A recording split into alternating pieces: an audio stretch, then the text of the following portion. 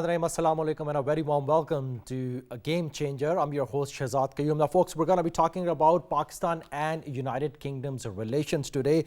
Bilateral and economic relations of United Kingdom are historic. These relations are reinforced by regular high-level interactions and very strong people-to-people contact as well. In addition to that, United Kingdom is Pakistan's leading development assistant partner as well. Now to talk more about it, we've been joined in studio with us Dr. Hannan Husain, senior analyst, and also Mr. Kaswar, Klasra, senior analyst. Thanks a lot, gentlemen, for being with us. When we talk about Dr. Hannan, the bilateral relations between United Kingdom and, of course, Pakistan, how do you see these relationship? How can we boost them? Thank you for your kind confirmation of the doctor title. But proceeding forward with, I think, the UK-Pakistan relation, there are many factors at play here. I think when you talk about, for example, why trade, for example, between UK and Pakistan is consistently being seen as a sum that can be scaled up, it's because of many factors. For example, Pakistan has a pretty strong diaspora in the UK. We've seen that the UK, about 2 years from now, had come up with a global Britain sort of an exercise. And Pakistan's relationship described within that document was one which the UK would want to scale up, build as a strong and reliable, security and overall partnership. So I think on Pakistan's front, there are many sectors that the UK's investment historically has been receptive to. It's just that we need to tailor those investments in a way that they're more, I'd say, accustomed to how Pakistan is navigating its slightly more challenging economic trajectory as of now.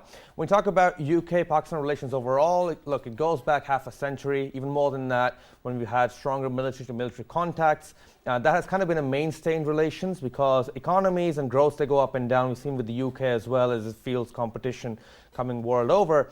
But I think the strong defense ties, the military engagements, the strong government-to-government interaction, talked about the strategic dialogues. We've had an enhanced strategic dialogue between the UK and Pakistan, something which has been used by Pakistan and the EU to scale up partnerships and kind of advance Pakistan's exports. So a lot of potential there to move forward. And I think stronger and more frequent interaction on that level can kind of break new ground. Right now, also, folks, we also are joined by, on Skype, Dr. Hasnain. Javed will definitely get back to Dr. Saab. First, Mr. Kaswar Klasra, when we talk about Pakistan and United Kingdom relations, of course, we're talking about a lot of students, because when we see in Pakistan, a lot of students are going there for the higher education, and of course, that's helped their economy as well. How do you see these relations cementing the ties between the two countries? Well, as my colleague just rightly pointed out, Pakistan has, established excellent relations with the UK. Thousands of the Pakistani students are still studying over there. Even our foreign minister was at some point was a student there in Oxford as well. And a lot of Pakistani icon had pleasure of studying over there. At this time, Shehzad scholarship is there. And UK is one of largest, Pakistan's friend, which always supported Pakistani students by giving the scholarships and everything as well. Let's side the trade as well. So I think, in a nutshell, I can tell you that the UK still continue to be the prime, destination for the Pakistani students and UK. And don't forget that 1.6 million Pakistani diaspora is there in United Kingdom. Hundreds of thousands of the people or British Pakistani are living in Pakistan. That helps to establish the excellent relationship between the two countries. And I'm glad to see that these relationships, with the passage of time, are developing into a concrete, the strategic and type of relationship as well. And that is really a good thing. Right, now let's ask a question from Dr. Hasnain, Javed, a senior economist who had joined us on Skype. Dr. Saab, thanks a lot and welcome to Game Changer. Thank you very much. Now, total trade in the third quarter last year was approximately £4.1 billion. Now, how do you see this boosting the economic trade between the two countries? Yeah, very true. I mean, if I talk about the export plus imports between the UK and Pakistan was about 4.1 billion. So in current price, the in the fourth quarter of the end of the quarter three in 2022, an increase of the 39.3%. So that's mean 1.1 billion from the fourth quarter to end of the quarter three in 2001. So it is increased by the 4.1. So in that case, it is the 52nd largest trading partner in the fourth quarter end of the 22. And if I talk about the outward stocks, foreign direct investment and inward stock in the foreign investment, it is excellent going on to the way. But I just wanted to point out the little points like the eclipse of the non-European world. If we talk about how can we, I mean, relate the relationship, how can we come up with the relationship with the UK? So I just wanted to know about the eclipse of the European world, which is about it was not a case as once fancied the people of the Asian, Africa, Latin America lived a happy, ideal life prior to the impact of the Western man, because we are questioning always that we are the colony, we are the under the imperialist society. We have to deal with them, and we have to have the good relationship with the America in relation to the in the on the basis of the pivot of economics, and economics. So I just wanted to go a little back, if you allow me, just for a 30 seconds. So I'll just go back into the little history. The elemental truth must be stressed that the characteristic of any country before its industrial revolution and the modernization, it is a poverty with a low productivity, low output per head in the traditional agriculture in any economy, which has agriculture as a main constituent of its national income, does not produce much of surplus above the immediate requirements of consumption or other hand in view of the fact of the 18th hundred agriculture production from the basis of European or non-European society, and further the fact that it is that in country like India and China, or also many like for traders like textile producers and the craftsmen, difference the per capita income was not anonymous. India, like handlooms, we were may earn perhaps. But talking about the agriculture, of course, we must have to agriculture mechanization. We have to go to agriculture mechanization.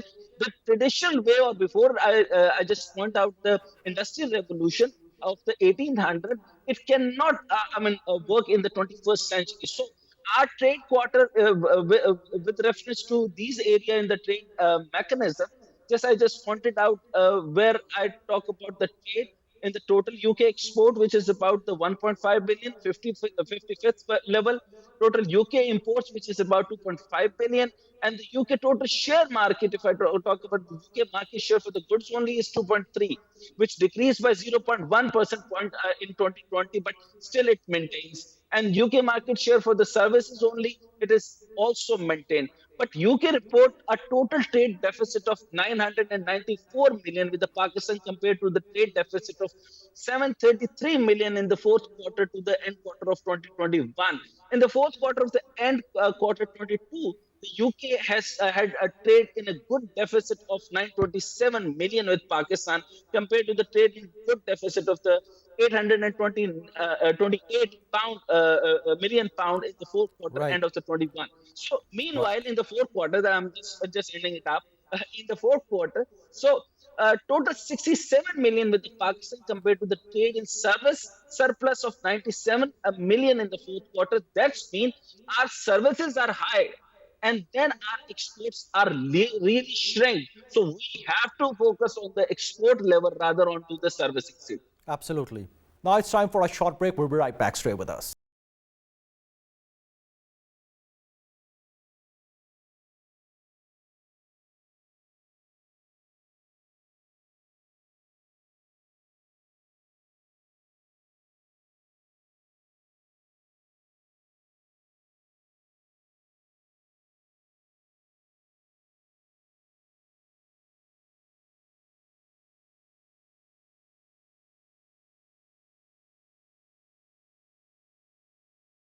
Back to you, Dr. Hasnain. When we talk about the assistance in terms of the natural calamities or disasters, of course, we all know that last year was terrible for Pakistan in terms of the flood devastation that we have suffered.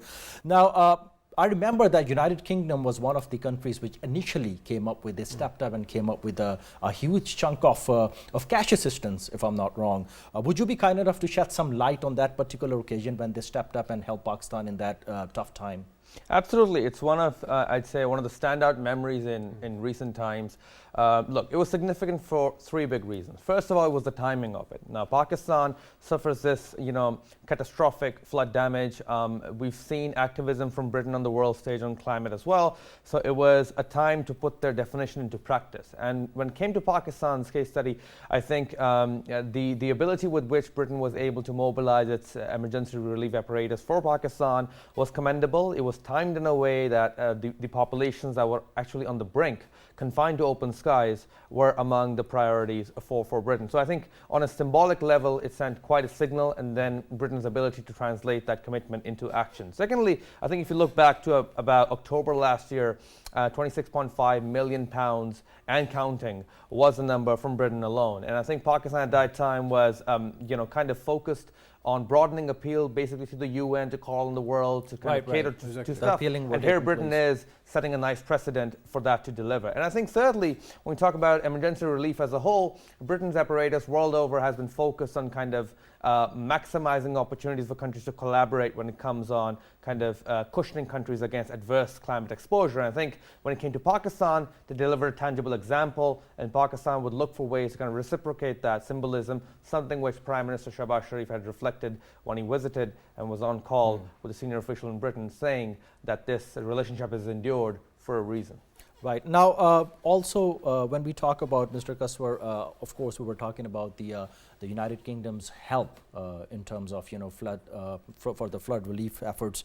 I remember at that time, British team was here, cricket team in Pakistan, if I'm not wrong, right? And the captain of the team, he announced his match fee in the favor of flood victims.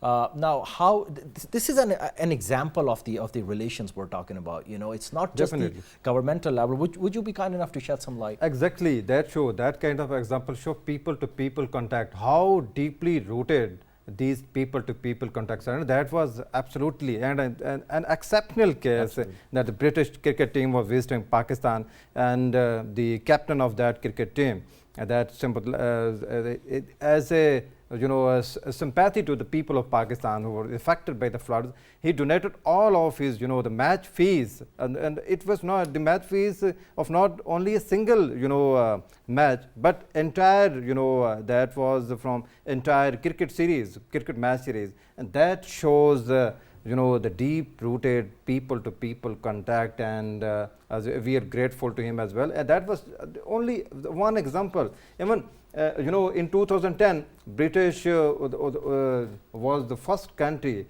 which pledged their supports in 2010 in floods, and also we have seen that in last year, 40 million pound were donated by the people and the government of the British. That shows how deeply rooted the Pakistan and the British relationship are, and I'm glad to see that they are increasing. They are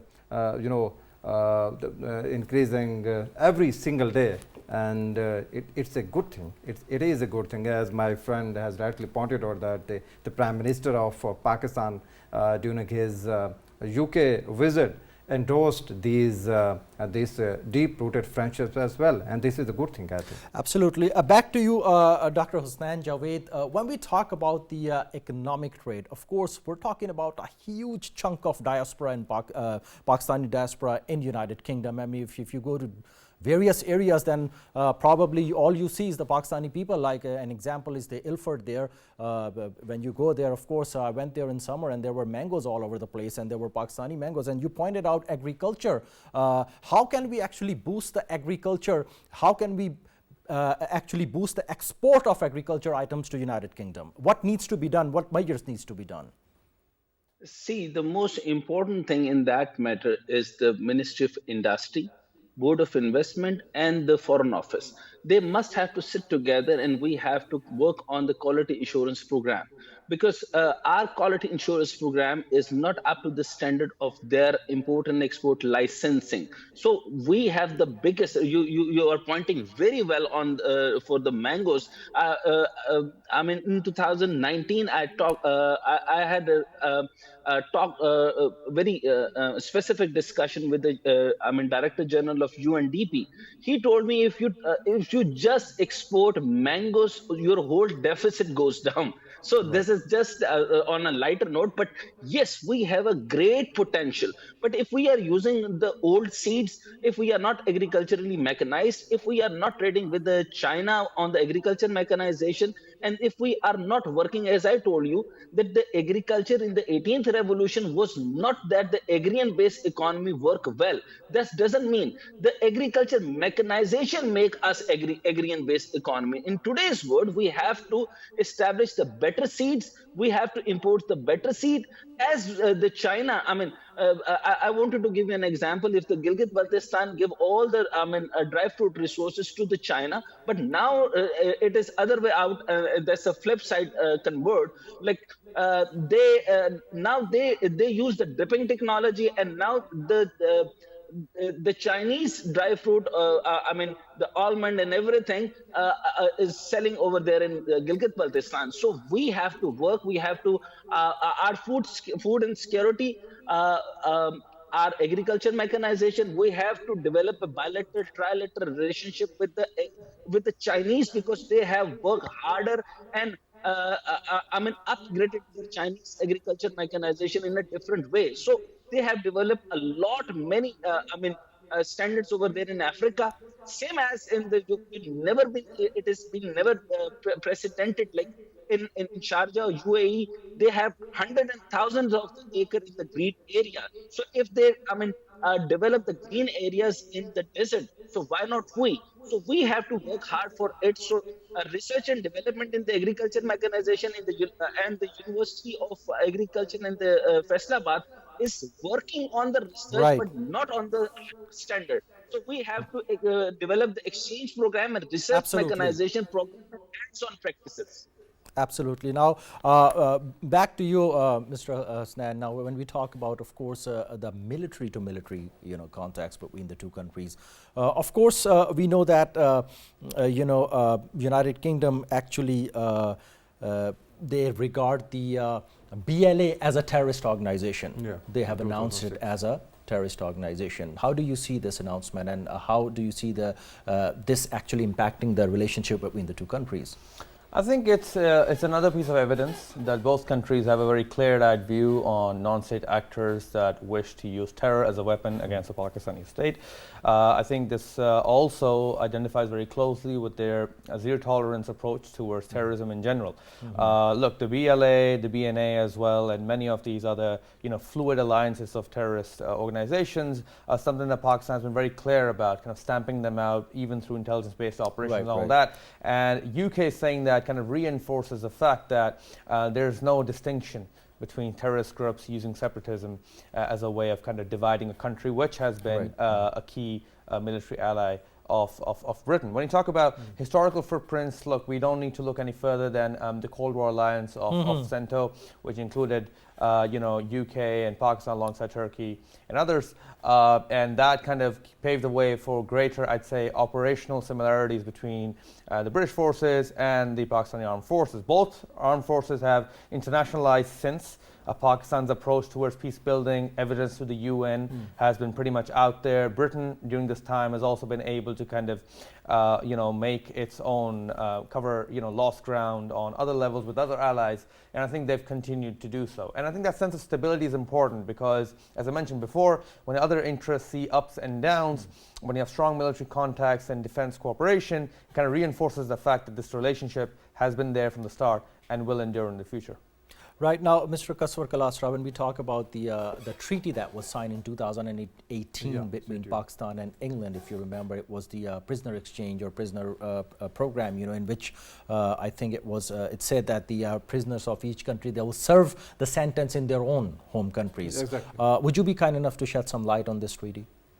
Well, it was one of the best treaty that was signed between the two countries, because Pakistan and British community, British government, they got benefited from this type of treaty as well. It was one of the excellent agreement, and what I can say at the moment is, and also 1.6 million British Pakistanis are over there, hundreds of the thousands of British Pakistani living here. So in case of these number of the people living in the both the countries, such type of treaty help two countries to exchange the prisoner as well. Prisoner swap has been done at numerous the stages between the two countries, that also help the both countries to call militancy as well. I think it was one of the best agreement that Pakistan has and the British government have signed ever. It was really appreciated between the two sides. Now it's time for a short break. We'll be right back. Stay with us.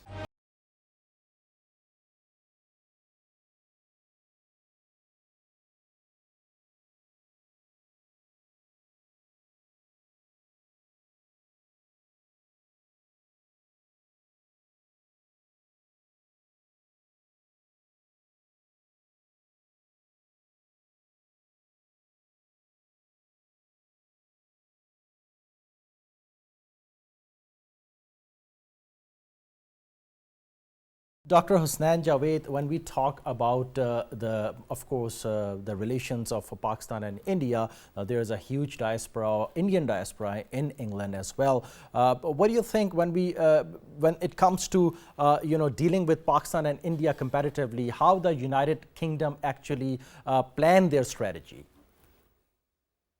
See, if I talk about the UK and the Pakistan, diplomatic relation dating back from 1947 and till today, and what I see is the major change that Britain is not the part of Quads. So, if they are not the part of Quads, so Britons have no, typical idea against the Pakistan. They are giving us this equal response, same as to the other countries, and they wanted to have a very good relationship with us. So, but there is a point of difference. I just want to mention in your program. So. Very typical point that there is a just disagreement on the Afghan and the Pakistan relationship, and all over the world. So in the previous government, the Imran Khan's relations with the Taliban government and the negotiation with the Taliban government, I am very much against, and I wanted to appreciate the beloved Bhutto Sarkari. He have given the very good statement that we have no, tolerance for any, such Talibanization, or the what would you call? We are the hardcore member of the Islamophobia. So we are the biggest voice all over the world for the Islamophobia, but we cannot allow Taliban. So UK also want, America also want, European countries also want, Western countries also want not to have the good, the relation in that way where there is a negotiation, but if they create the extremist activities over there in Pakistan or all over in the world, we have to snap them.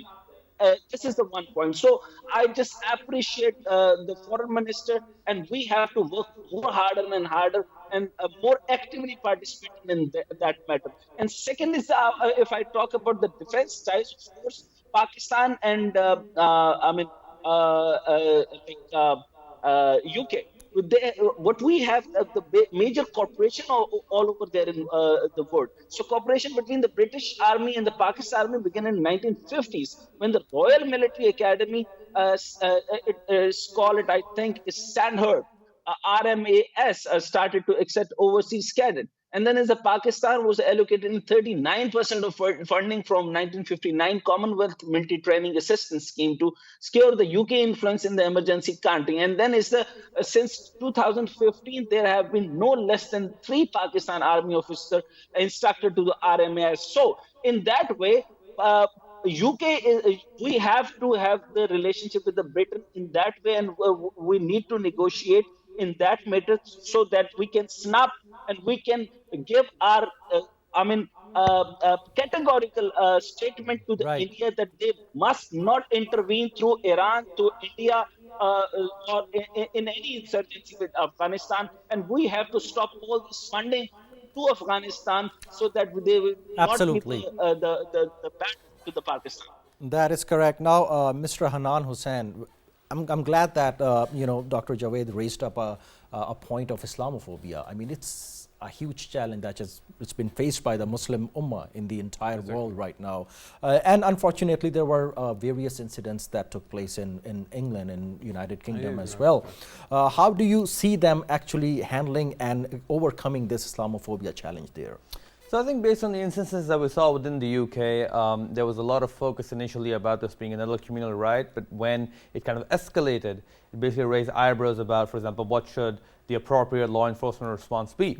And I think based on investigations that have come forward within Britain and from what we've seen as far as expert insights, there was a lot of focus on kind of trying to microanalyze how these escalations against Islam in the name of Islamophobia are being brought out. And I think one element was the role of, I'd say, the far-right Hindu lobby backed by certain officials within India to kind of give rise to sort of such sentiment, to kind of even squash out protests that call out India, for example, for their own brand of Islamophobia, and again, testing the limits to which Britain would use its relationship with India to kind of keep those protests at bay. As of now, Britain has taken a more liberal stance that has tried to kind of go by its definition of freedom of speech, which does not necessarily conform with the constraints faced otherwise. Now look, England, the UK overall enjoys quite a place on the world stage. It's a UN Security Council member. Pakistan's success in making it an Islamophobia Day, recognizing the gravity of the matter, was also endorsed. And I think to that end, there's a lot that these two countries can do. UK, by virtue of the Pakistani diaspora, as well as large swaths of Muslim populations living over there, and Pakistan's own sense of why there should be a zero tolerance approach. Again, bringing these two countries together and moving towards humanitarian freedom at a time when the UK is actively advocating for such values in other parts of the world. Now also, Mr. Kaswar, when we talk about, of course, the new British Prime Minister, he came into power recently. We know that Rishi Sunak. Do you think that the relations between, because he's Indian descent, obviously. Exactly. So do you think anything like the relations were at any level were actually different in any terms between Pakistan and United Kingdom? Exactly. Very good question as well. And with the equation of, the British, as my colleague pointed out, the British Indians are actually in a strong position there in British as well. And when we talk about a guy with background from India elevated to the Prime Minister slot, definitely India has benefited a lot. And as you have seen in the recent past, that a lot of troubleness was there in Delhi, but the British government has been keeping mum. I think it was the first first thing that we have seen from the British sides. They actually overlooked what's going on there in India, in the Delhi riots as well. So one thing. And secondly, the Indians got benefited from a British Prime Minister with the Indian roots, that he overlooked what's going on there in Kashmir as well. So I think the Indians got benefited from this phenomena as well, and I think the British people will have to look into this as well. And in one liner answer to your question is, the Indians got benefited, Indian community got benefited from by the elevation of the British Prime Minister with Indian roots as well. So they have benefited a lot by this phenomena. Right, Dr. Hasnain, Javed, we were just talking about the Indian descent Prime Minister in England, of course. But then on the other hand, we have a lot of Pakistanis, they are also in the politics, they are in member of parliaments as well. How do you see that? It means that we do have a cemented relations between both of the countries, but do you think they actually help in boosting the relationships to a higher level, the Pakistani people, the descents in the parliament and at the executive posts there?